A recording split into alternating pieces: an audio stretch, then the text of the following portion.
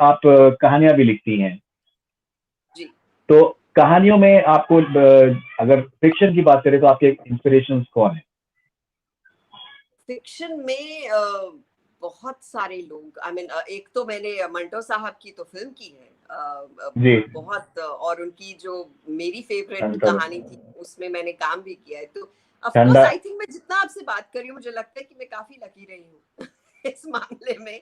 और एक दिन नंदिता का फोन आया और बोली मैं मंटो बना रही हूँ। जैसे ही वो मंटो फिल्म अनाउंस हुई थी तो मुझे लगा था यार ये तो जरूर करनी चाहिए किसी भी तरीके से, और फिर मैं भूल गई इस बात को। फिर एक दिन नंदिता का फोन आया और कहा कि भाई तुम्हारी जरूरत है, कहाँ हो? मैंने कहा मैं तो बाहर शूट कर रही हूँ। तो शी सेड मुझे मैं ठंडा गोश्त तुमसे करवानी है। और वो जब मैंने सुना ऐसे तुम रुको मैं पहुंच रही हूँ, and quickly I wrapped the shoot and I came here. और क्या प्रोसेस, क्या जर्नी थी, और वो एक कहानी कितनी हार्ड हिटिंग है। So for me those absolutely. Stories I think are really, I mean beautiful. Manto साहब की स्टोरीज जो थी हार्ड हिटिंग, और आपको ऐसा झटका लगता है एकदम, और एक शॉर्ट स्टोरी के जरिए आप इतना कुछ कह जाते हैं और आपको स्तब्ध छोड़ देते हैं एकदम कि ये क्या हुआ एकदम से।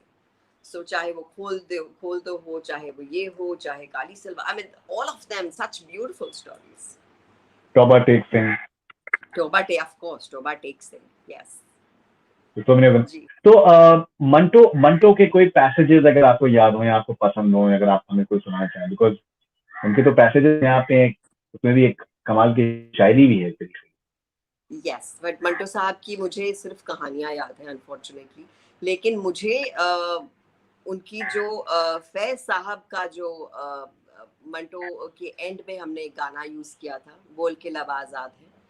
तो और जो फैज साहब का रोल था उनके, जो उनके लिए वो उनके केस के लिए अपना बोलने आए थे कि मुझे लगता है कि ये कहानी को कंट्रोवर्शियल नहीं माना जाना चाहिए।